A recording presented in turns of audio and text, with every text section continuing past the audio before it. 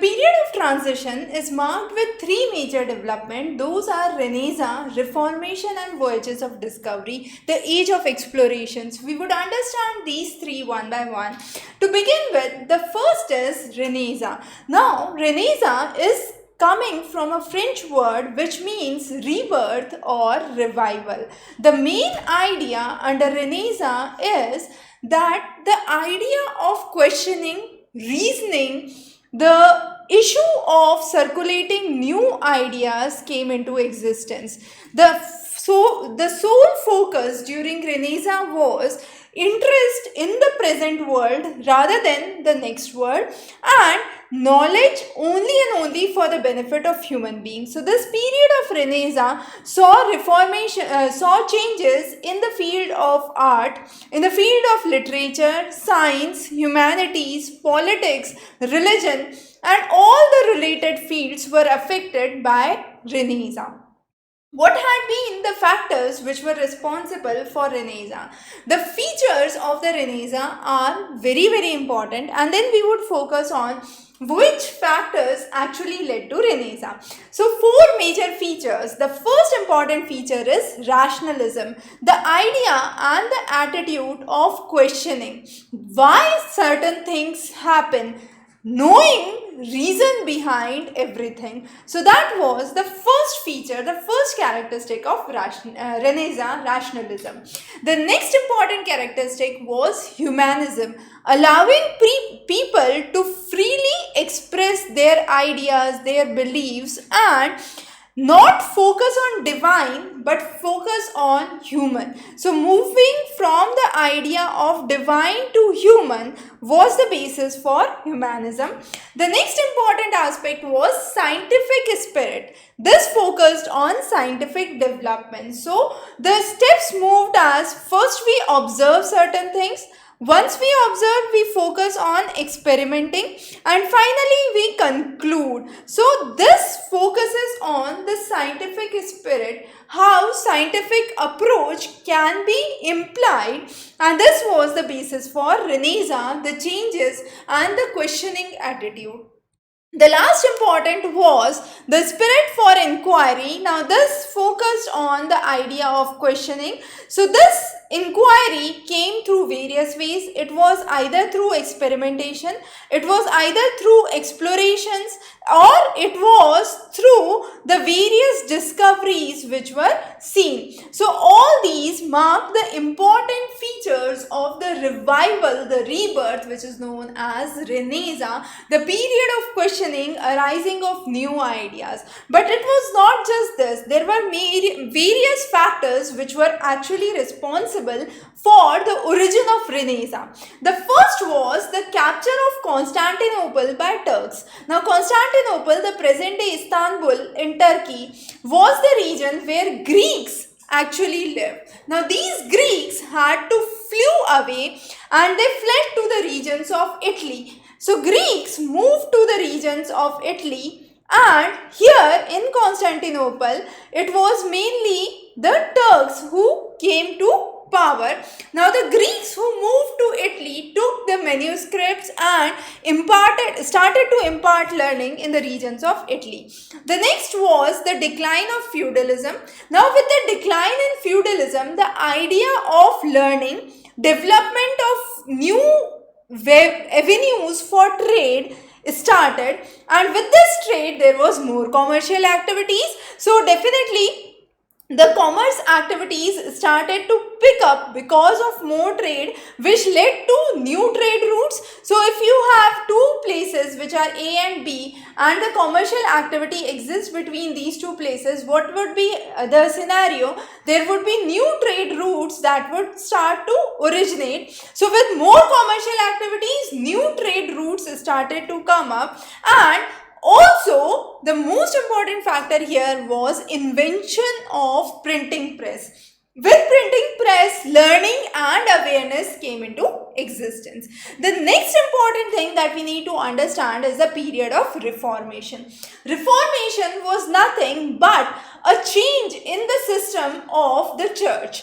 So, the Catholic churches transformed initially into the Protestant churches. Now, there were two important phases under Reformation. The first part was during the early 16th century. This marked the period of Protestant churches. Now, in this period, what happened? Christianity split into two divisions. Catholics and those who did not follow or did not abide by the rigid rules of Catholic churches started to move towards Protestant churches. So that was the early 16th century. The second Reformation phase was the late 16th century, and this were the changes within the Catholic churches. So within the Catholic churches, there were numerous changes which came into existence during the late 16th century. So Reformation was the movement against the church, against the authority of Pope, and Martin Luther, who was a monk from Germany, was one of the pioneers who led this idea and led this reform.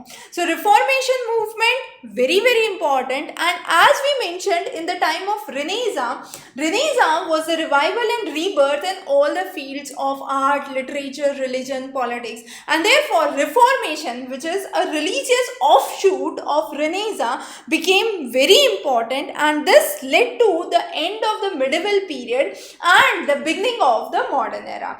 The last important thing that we need to understand is voyages of discoveries. Now, during this time, exploration, the age of exploration came into existence. With exploration, new lands were discovered, new areas were discovered, the feudal system collapsed, and sailors were daring. The rulers, the merchants sponsored their trips, and they started to move to places far off. Also, at this point of time, nation states started to emerge, and rulers started to ask their sailors to explore more lands, to discover more lands.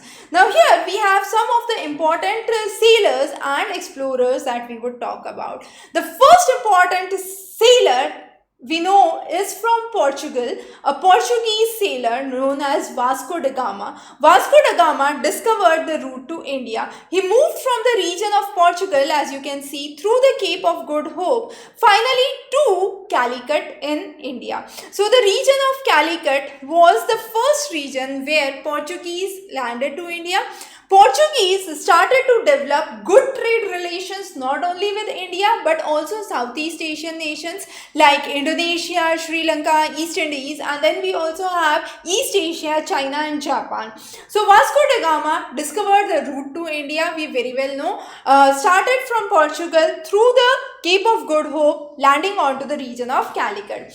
The next is Bartholomew Diaz. Bartholomew Diaz was again a Portuguese sailor who started from the region of Portugal and moved to South Africa at the Cape of Good Hope. So he discovered the Cape of Good Hope. Cape of Good Hope again became a major part of Vasco da Gama's later journey. The next important sailor that we know is Christopher Columbus. Although he was an Italian sailor, he was sponsored by the Spanish Queen Isabella. Now, Christopher Columbus is known to have 4 different trips to America. The first trip was till the region of Cuba and later on till the regions of America. So, Christopher actually identified and discovered this new continent, and once he saw the people here, he named them Indians. So Red Indians was the name that was given. However, the name America was not given by Christopher Columbus. Name America was not given or has not been on his name. The name America is on the name of Amerigo Vespucci. Amerigo Vespucci followed the same route as Columbus. So he moved through the same route and visited the places which Columbus did. Finally, on the name of Amerigo is the name America, the present continent of Americas. The last important sailor that we want to discuss today is Ferdinand Magellan. Now, Ferdinand Magellan is again important sailor, again a Portuguese sailor, but he was in the service of Spain. Originally a Portuguese sailor, in the service of Spain. Important to note, Vasco da Gama, Bartholomew Diaz were Portuguese sailors started from Portugal.